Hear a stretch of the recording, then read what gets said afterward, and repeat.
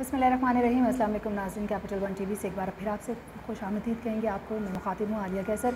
बात कर लेते हैं आज़ाद जम्मू कश्मीर इंतखाबात 2021 के हवाले से।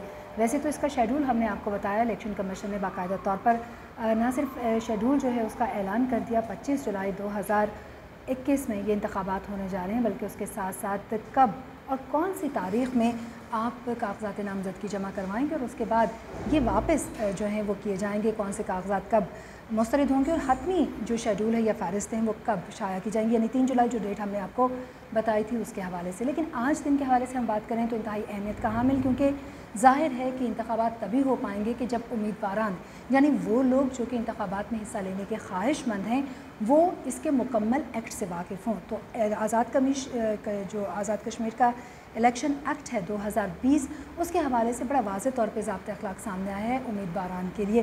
वैसे तो ये जो एक्ट 2020 है इसके हवाले से एक मुकम्मल तफसील अलग वीडियो हम आपके साथ शेयर करेंगे, जिसमें हम आपको बताएंगे कि क्या चीज़ें की जा सकती हैं, किन चीज़ों पर पाबंदी आयद है, ये एक्ट क्या कहता है और इसकी खिलाफ वर्जी या इसकी पाबंदी किस तरह से की जा सकती है। लेकिन आज जो प्रेस रिलीज सामने आई है जिसके मुताबिक इन्फॉर्मेशन लोगों के साथ शेयर की गई है आज़ाद कश्मीर इंतखाबात के हवाले से इलेक्शन एक्ट 2020 के बारे में, उसमें कुछ मखसूस टर्म्स एंड टेक्नोलॉजी जो है वो इस्तेमाल की गई है। लोगों को ये बताया गया है कि इस टर्मिनोलॉजी के तहत वो क्या क्या चीज़ें लेकर आएंगे, क्योंकि ज़ाहिर है दस्तावेज़ात रिक्वायर्ड होते हैं जब आप उम्मीदवार की हैसियत से इंतखाबात में हिस्सा लेने के लिए आते हैं।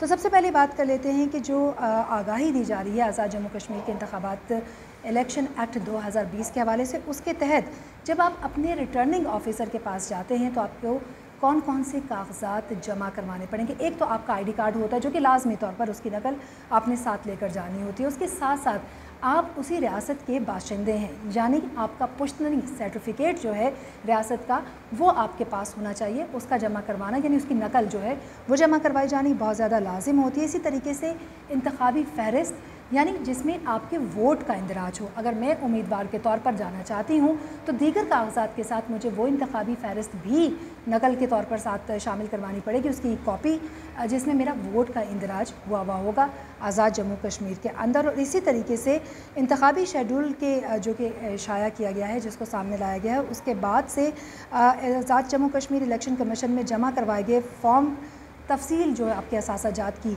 उसकी वसूली की रसीद और इंतखाबी फ़हरिस्त की नकल, जिसमें तजवीज़ कुनंदा यानी कि जब हम कहते हैं कि गवाहान के तौर पर लोगों को इसमें मौजूद होना चाहिए, यानी कि जो रिकमेंडेशन जहाँ से आती है वो, और उसके साथ साथ तायद कुनंदा जो आपकी वेरिफिकेशन कर रहा है उसका दस्तखत मौजूद होना बहुत ज़्यादा ज़रूरी है। तो ये वो डॉक्यूमेंट है जो कि आज़ाद जम्मू कश्मीर इलेक्शन 2021 जो कि 25 जुलाई को होने जा रहे हैं उसमें हिस्सा लेने वाले उम्मीदवारान को लाजमी तौर पर रिटर्निंग ऑफिसर के पास जमा करवाने होंगे। आज़ाद जम्मू कश्मीर के इंतखाबात होने जा रहे हैं 25 जुलाई को, और इसके हवाले से लम्हा बलम्हा भी हम आपको अपडेट कर रहे हैं। बहुत सी जमातें अपने इंतखाबी जो उम्मीदवारान हैं उनको टिकट्स जारी कर चुकी हैं, कुछ अभी भी शशोपंच का शिकार हैं, जैसे कि PMLN का जिक्र करते चले यानी मुस्लिम लीग नून ने अभी तक कई उम्मीदवारान के नाम जाहिर नहीं किए हैं।